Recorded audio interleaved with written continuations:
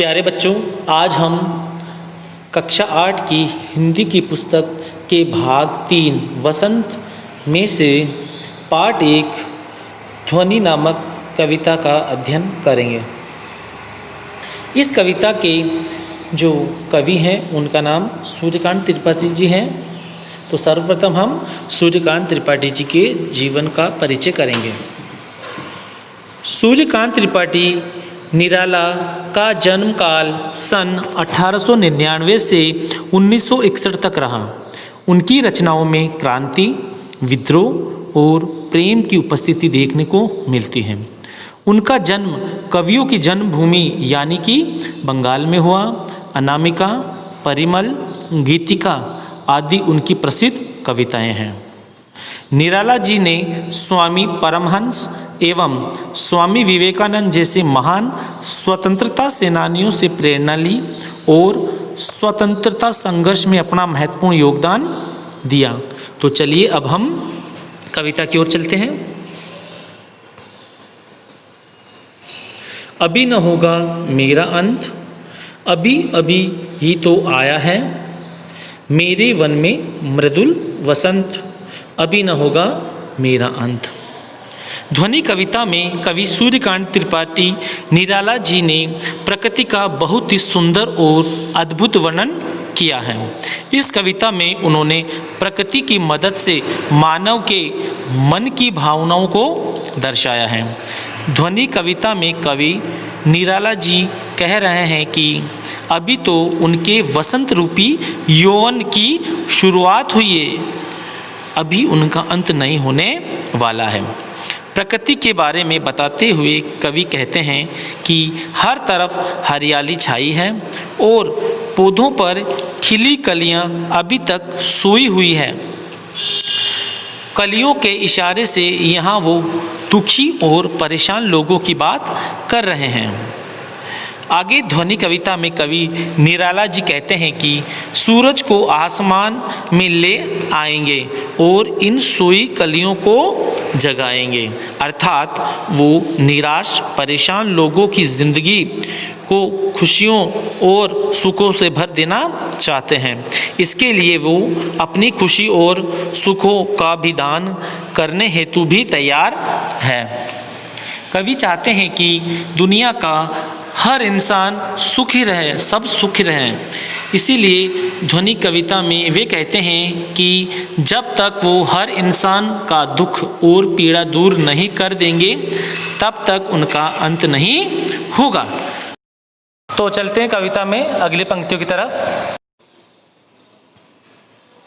हरे हरे ये पात, डालियां कलियां कोमल गात, मैं ही अपना स्वप्न मृदुल कर फेरूंगा निद्रित कलियों पर, जगह एक प्रत्युष मनोहर। ध्वनि कविता की इन पंक्तियों में कवि निराला जी ने प्रकृति का ही सुंदर चित्रण किया है। कवि कहते हैं कि चारों तरफ हरे भरे पेड़ हैं और पौधों पर खिली कलियां मानो अब तक सो रही हैं। मैं सूरज को यहाँ खींचकर लाऊंगा और इन सोई हुई कलियों को जगाऊंगा। इन पंक्तियों में कवि ने हारे हुए और निराश लोगों को सोई हुई कलियां कहा है। जिस प्रकार सूरज के आ जाने से सभी पेड़ पौधों और कलियों में नई जान आ जाती है, ठीक उसी प्रकार निराला जी अपने प्रेरणा रूपी सूर्य से निराश लोगों के मन में उत्साह और उल्लास भरना चाहते हैं। इस तरह ध्वनि कविता में सूर्यकांत त्रिपाठी जी जीवन से हार मान चुके लोगों को नया जीवन देना चाहते हैं। और चलते हैं कविता की अगली पंक्तियों की तरफ।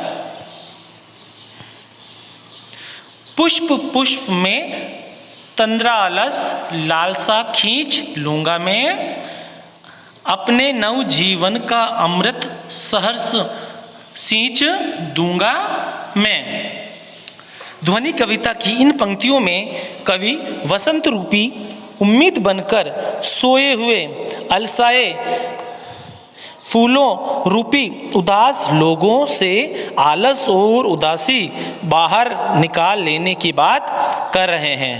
वे इन सभी लोगों को नया जीवन देना चाहते हैं। इसीलिए उन्होंने कहा है कि मैं हर पुष्प से आलस और उसकी उदासी खींचकर उसमें नए जीवन का अमृत भर दूंगा। और अब चलते हैं कविता की अंतिम पंक्तियों की तरफ।